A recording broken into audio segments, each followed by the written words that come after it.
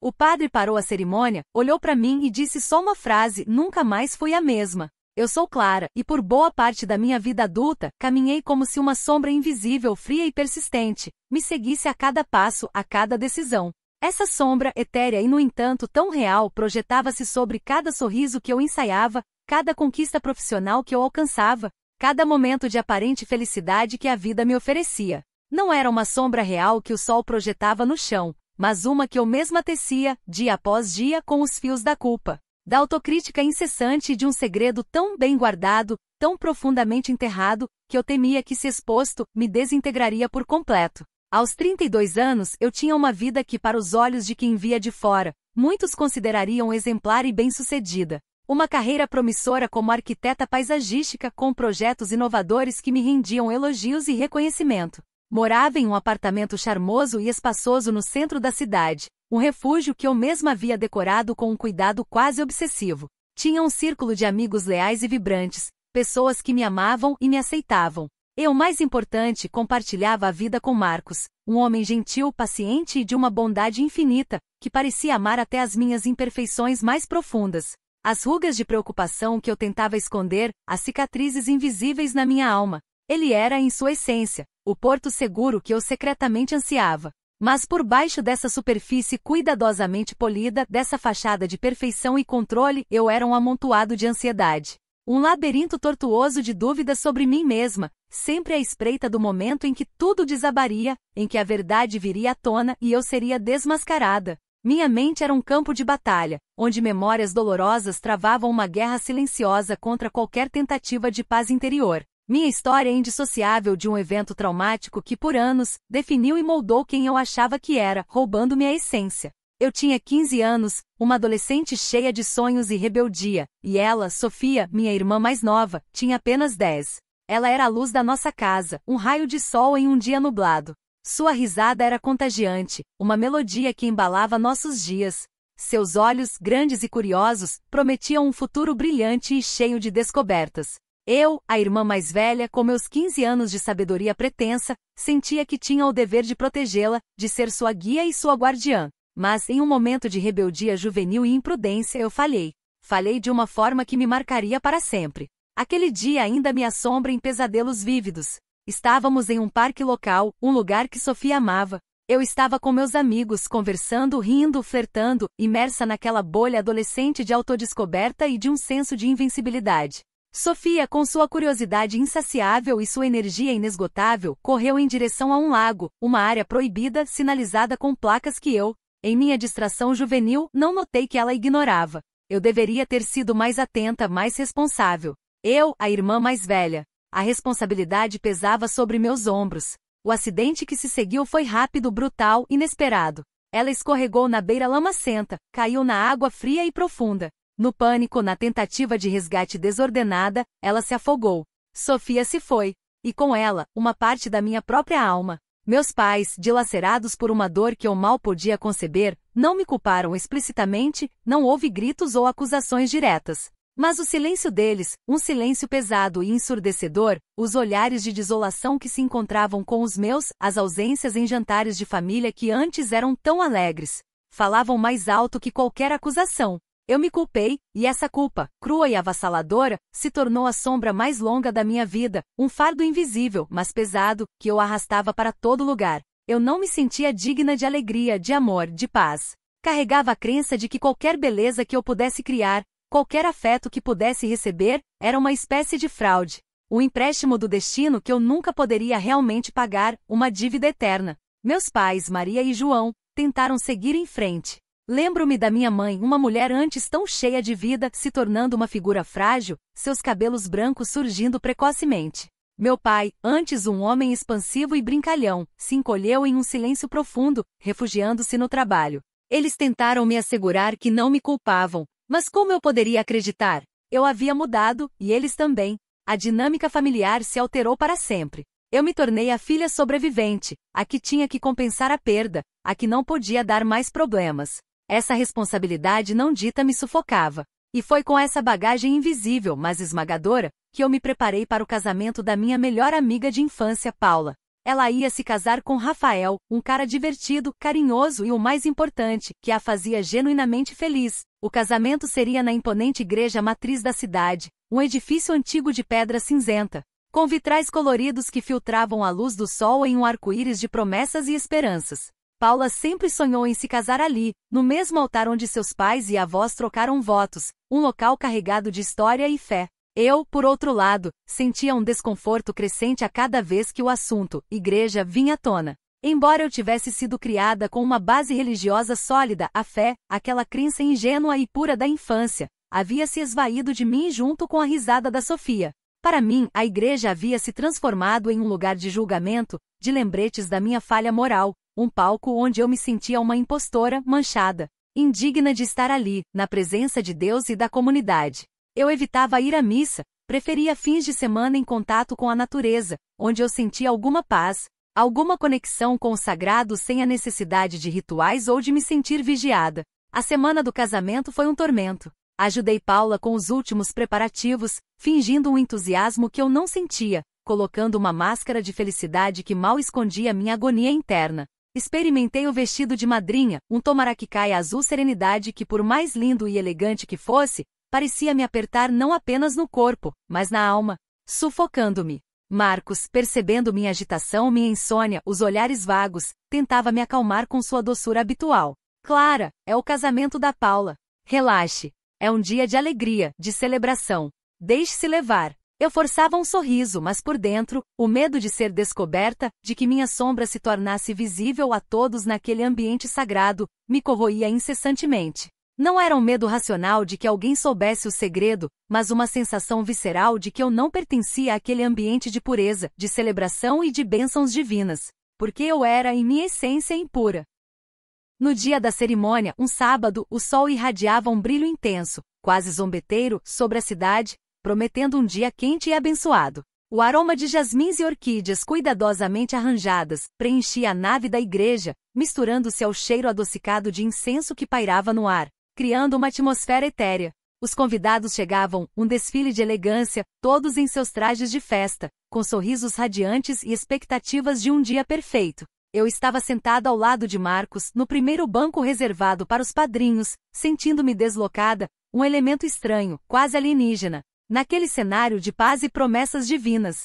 Meu vestido de madrinha parecia mais uma fantasia, um disfarce que mal escondia a tempestade silenciosa que rugia dentro de mim.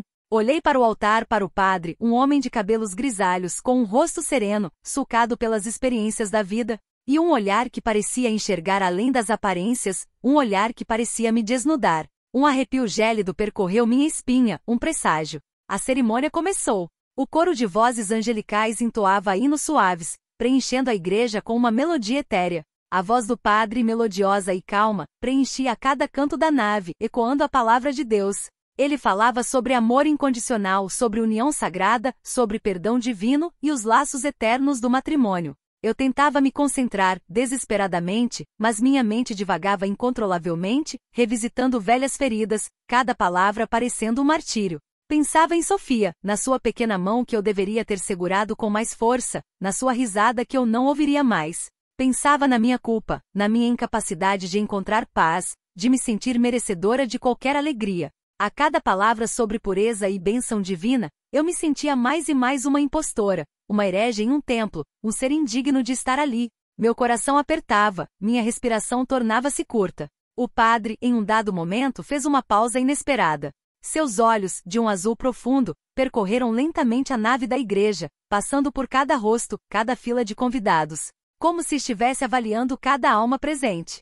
Seu olhar se deteve por um instante em minha amiga Paula, que estava radiante em seu vestido branco, sorrindo para Rafael com um amor que parecia transcender o tempo. Depois, o olhar do padre deslizou para a mãe da Paula, para os avós, figuras respeitáveis e cheias de fé. E então, sem qualquer aviso, sem qualquer razão aparente, seu olhar parou em mim. Meus olhos encontraram os dele. Por um milésimo de segundo, senti como se ele tivesse olhado diretamente para minha alma, para o lugar mais sombrio onde eu escondia a minha sombra mais profunda, mais dolorosa. Meu coração deu um salto, um baque surdo que ecoou em meus ouvidos. Meu corpo congelou, paralisado. Senti o calor subir ao meu rosto, uma mistura incontrolável de vergonha e medo, de pavor de ser exposta. Tentei desviar o olhar, desesperadamente, mas era impossível.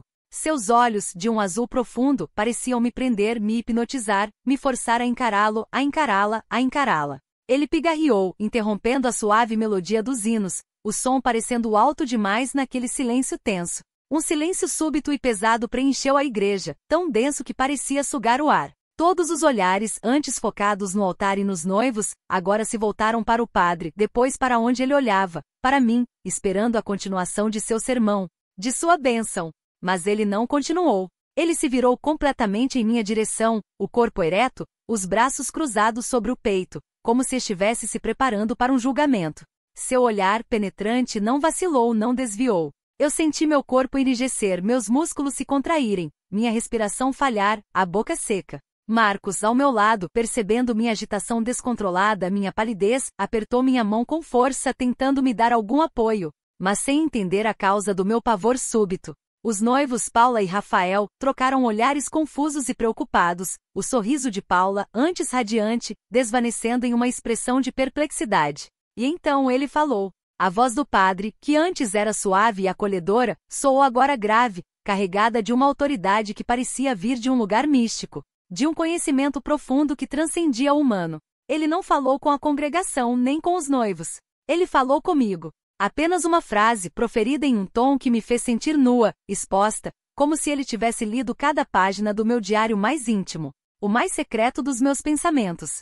A sombra que te persegue não é a sua, Clara, mas a que você insiste em carregar. O impacto daquelas palavras foi físico, visceral. Foi como se um raio me atingisse, não externamente, mas no âmago do meu ser, queimando-me por dentro. O ar pareceu rarefeito, meus pulmões se recusaram a funcionar. Minha mente travou, tentando desesperadamente processar o que acabará de ouvir. Como ele sabia?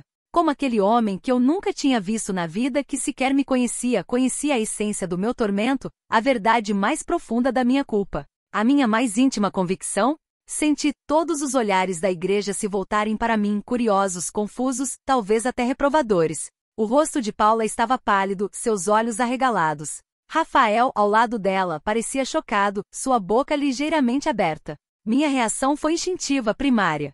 Sem pensar, sem pedir licença, sem me importar com o protocolo, com a solenidade do momento, levantei-me abruptamente. A cadeira rangiu, um som estridente que ecoou no silêncio da igreja. Marcos tentou me segurar pelo braço, mas eu me desvencilhei com um movimento brusco, quase violento. Minhas pernas estavam trêmulas, mas eu precisava sair dali. Precisava adiar. Precisava fugir daquele olhar que parecia penetrar minha alma, daquelas palavras que me desnudavam. Minha saída foi desajeitada, uma fuga desesperada, esbarrando em alguns convidados nos bancos. Murmúrios se espalharam pela nave, transformando-se em um zumbido constrangedor, um coro de cochichos. O padre, no entanto, não me olhou com raiva ou julgamento. Seu olhar continuava sereno, mas agora havia nele uma estranha mistura de tristeza e compaixão, como se ele estivesse vendo além da minha dor imediata, enxergando o que estava por vir. Corri para fora da igreja, o vestido de madrinha roçando nos bancos e nas colunas, as lágrimas escorrendo livremente e sem controle pelo meu rosto, cegando-me. O sol forte lá fora me cegou por um instante, e o ar parecia denso demais, pesado demais para meus pulmões. Parei no jardim da igreja, ofegante, as mãos apoiadas nos joelhos, tentando recuperar o fôlego, acalmar o coração que parecia querer saltar do peito. Minha mente era um redemoinho de angústia, confusão e vergonha. Marcos veio correndo atrás de mim, o rosto preocupado, o paletó desabotoado. Clara, pelo amor de Deus, o que aconteceu? O que foi aquilo? Você está bem? Ele perguntou, tentando segurar meus braços, mas eu o afastei com um gesto desesperado. Ele sabia, Marcos. Ele sabia. Eu balbuciava entre soluços convulsivos, apontando para a igreja, para aquele lugar sagrado e assustador. Ele sabia da Sofia. Da minha culpa. Ele leu a minha alma. Marcos, que conhecia apenas uma parte superficial da minha dor, da minha história com Sofia, estava completamente perdido, seu rosto expressando a confusão. Sabia o quê? Ninguém aqui conhece você, Clara. Foi uma coincidência. Ele deve ter sentido algo, sei lá. Aquela frase é genérica. Coincidência? As palavras dele pareciam vazias, triviais.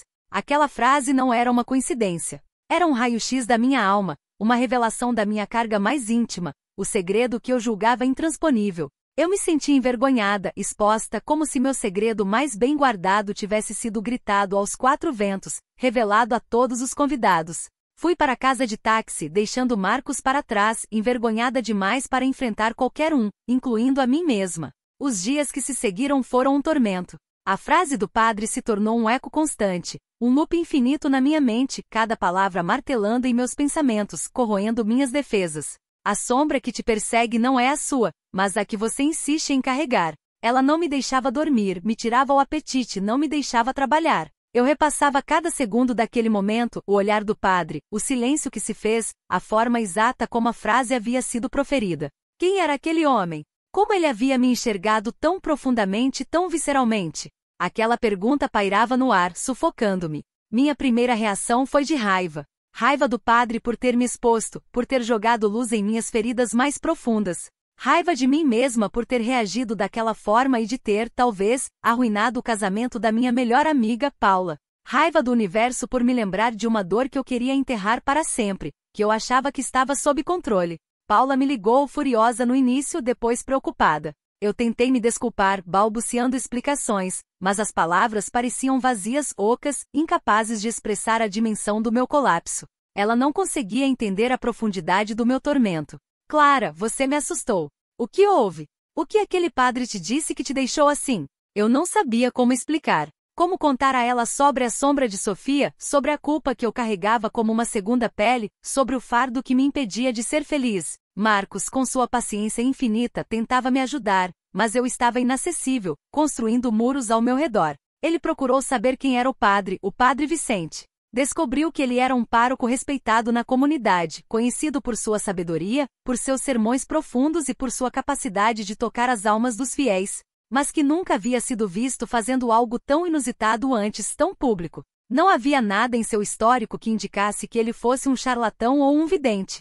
Era apenas um padre, um servo de Deus, que havia proferido uma frase que parecia feita sob medida para minha alma. A frase começou a corroer minhas defesas, a questionar minha própria narrativa de autossacrifício e culpa. A sombra que te persegue não é a sua. Isso implicava que a culpa não era totalmente minha, ou que a proporção da culpa que eu assumia era desmedida, desproporcional. Mas a que você insiste em carregar. Essa parte era a mais difícil de digerir, a mais incômoda, porque feria a essência da minha penitência. Eu estava me apegando à culpa. Por quê? Porque eu insistia em ser a mártir da minha própria história. Era uma forma de autopunição? De justificar minha infelicidade, minha incapacidade de me permitir viver plenamente? De evitar o risco de ser feliz e talvez perder mais alguém revivendo a dor? Comecei a revisitar o passado não com a lente distorcida da culpa, mas com uma perspectiva mais analítica, embora ainda dolorosa.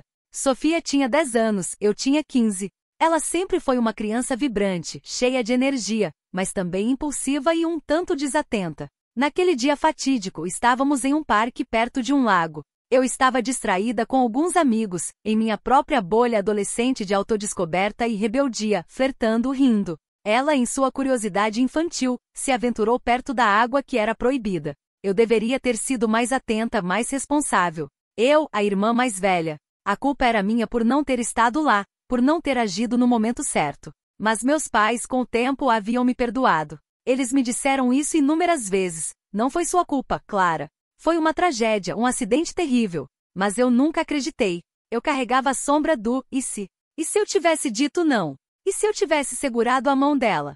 E se eu não tivesse me distraído? Essas perguntas eram martelos em minha mente. A frase do padre Vicente me obrigou a olhar para essas perguntas com outros olhos, com uma nova perspectiva. A sombra que te persegue não é a sua. Isso implicava que a culpa não era totalmente minha, ou que a proporção da culpa que eu assumia era desmedida e injusta. Mas a que você insiste em carregar. Essa parte era a mais difícil de digerir. Eu estava me apegando à culpa. Por quê? Porque eu insistia em ser a mártir da minha própria história. Era uma forma de autopunição, de justificar a minha estagnação, a minha tristeza? De evitar o risco de ser feliz e talvez perder mais alguém? De nunca mais ter que amar tão intensamente e sofrer uma perda igual? A resposta era um sim doloroso. Eu me sentia tão responsável pelo acidente que acreditava que a felicidade era um luxo que eu não merecia. O sofrimento constante era minha penitência autoimposta. A sombra era minha companheira, um lembrete perpétuo de que eu não era boa o suficiente para viver plenamente. Marcos, exausto de me ver definhar, de me ver fugir da vida, sugeriu terapia. A princípio resisti. Minha dor era minha culpa era minha. Ninguém poderia entender a dimensão do meu tormento. Mas ele insistiu, com aquela doçura firme que só ele possuía. Você não precisa carregar isso sozinha, Clara. Você não está sozinha. Permita-se ser ajudada. Comecei as sessões com a doutora Helena, uma psicóloga de olhos gentis e voz calma, que exalava uma serenidade contagiante. Eu contava a história do acidente de Sofia, da minha culpa avassaladora, do padre na cerimônia, da frase que me havia desestabilizado. Ela ouvia sem julgar, sem interromper, apenas com uma atenção plena. Você sente que está vivendo a vida por duas, Clara? Por você e por Sofia? Como se cada conquista sua tivesse que ter um propósito maior em honrar ela? Ela perguntou em uma das sessões. Aquela pergunta me atingiu em cheio. Eu não apenas sentia, eu fazia isso inconscientemente. Minhas conquistas eram uma homenagem a ela, uma tentativa de viver uma vida que Sofia não pôde ter. Mas ao mesmo tempo eu me privava da felicidade plena, como se fosse um tributo à sua memória, uma penitência silenciosa. A doutora Helena me ajudou a entender que a culpa é um sentimento natural em situações de perda e tragédia, mas que a culpa excessiva, a autopunição, impede o processo de cura e o de viver. Ela me ajudou a dissociar o evento traumático da minha identidade. Eu cometi um erro, sim. Fui imprudente. Fui uma adolescente distraída e irresponsável, como muitos adolescentes são. Mas eu era uma criança que cometeu um erro, e acidentes acontecem, tragédias acontecem, infelizmente. A morte de Sofia foi uma tragédia, não uma condenação para a minha vida. A frase do padre, ela explicou, não era uma acusação, mas um chamado. Um chamado para a liberdade, para a vida, para o perdão a mim mesma.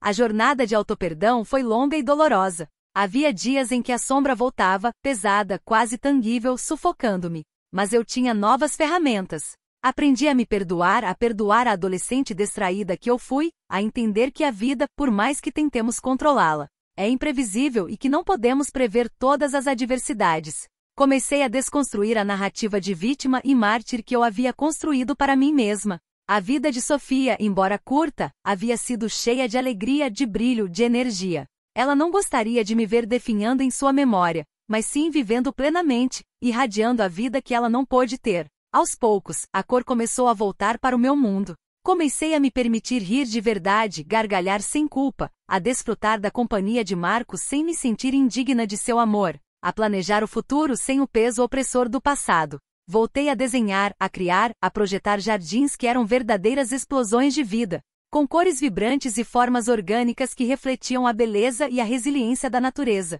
Meus projetos antes metódicos e seguros ganharam uma ousadia, uma inventividade que eu nunca havia permitido, refletindo a nova Clara. Eu estava finalmente encontrando a minha própria luz, a minha própria voz, a minha própria paz. Decidi ir visitar o Padre Vicente. Não com raiva, não com a necessidade de explicações ou de um pedido de desculpas, mas com uma necessidade profunda de agradecimento e compreensão. Marcos me acompanhou como sempre, meu fiel escudeiro. Ele era, a essa altura, meu maior apoio e confidente. Chegamos à paróquia em uma tarde ensolarada, o cheiro de flores do jardim paroquial exalando no ar. O Padre Vicente nos recebeu em seu escritório simples, com uma pilha de livros empoeirados e um crucifixo de madeira na parede. O mesmo que eu havia visto ao seu lado no altar. Clara, eu sabia que você viria, ele disse, com um sorriso gentil e acolhedor, sem qualquer traço de surpresa em seu olhar, como se ele já estivesse me esperando. Seus olhos, que antes pareciam me perfurar e me julgar, agora irradiavam uma paz profunda e uma compreensão imensa.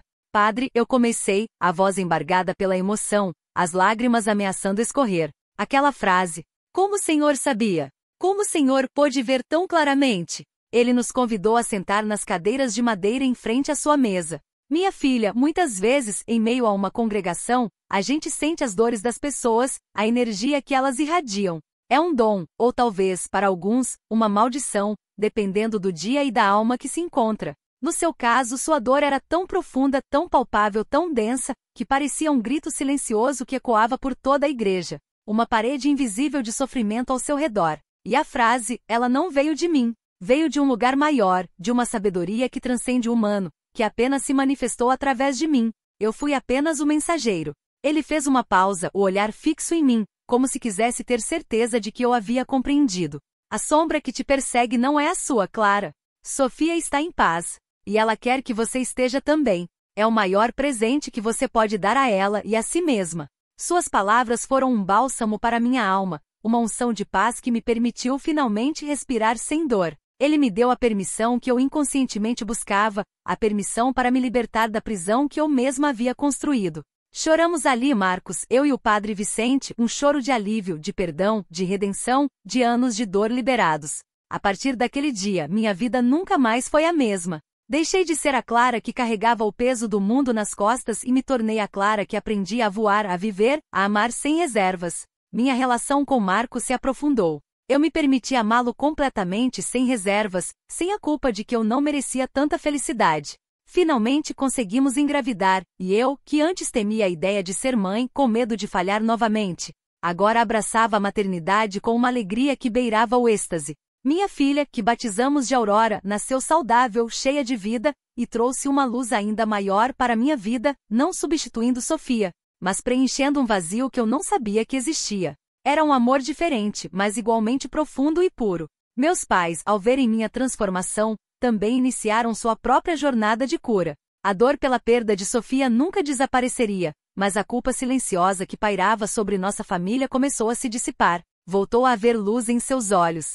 Voltamos a ter jantares em família, com risadas genuínas que não ouvia há anos, com memórias felizes de Sofia celebrando sua vida, não apenas lamentando a dor de sua ausência. Encontramos uma nova forma de honrá-la, vivendo com alegria e propósito. A frase do padre, que antes era uma condenação, tornou-se meu mantra, meu lembrete constante de que a maior parte do nosso sofrimento muitas vezes é auto-infligida, uma sombra que escolhemos carregar. Que a cura começa quando nos permitimos soltar, perdoar a nós mesmos e aceitar a imperfeição da vida, sua beleza e suas dores. Hoje, quando visito a igreja matriz, já não sinto o mesmo desconforto, o mesmo peso. Olho para o altar, para os vitrais, e vejo a beleza, a paz, a esperança, a fé que eu havia perdido e reencontrado. A cada jardim que projeto, a cada árvore que planto, sinto a presença de Sofia, não como um fantasma de culpa, mas como um vento suave que me impulsiona, que me lembra da beleza efêmera e preciosa da vida, da resiliência da natureza. A inocência que eu achava ter perdido com ela, eu a reencontrei em Aurora, e em mim mesma em um novo eu. E sim, foi apenas uma frase. Uma única frase proferida por um padre em um casamento. Mas essa frase, como um raio de luz em uma caverna escura, iluminou o caminho para minha libertação, para o meu perdão. Nunca mais fui a mesma. E sou imensamente grata por isso.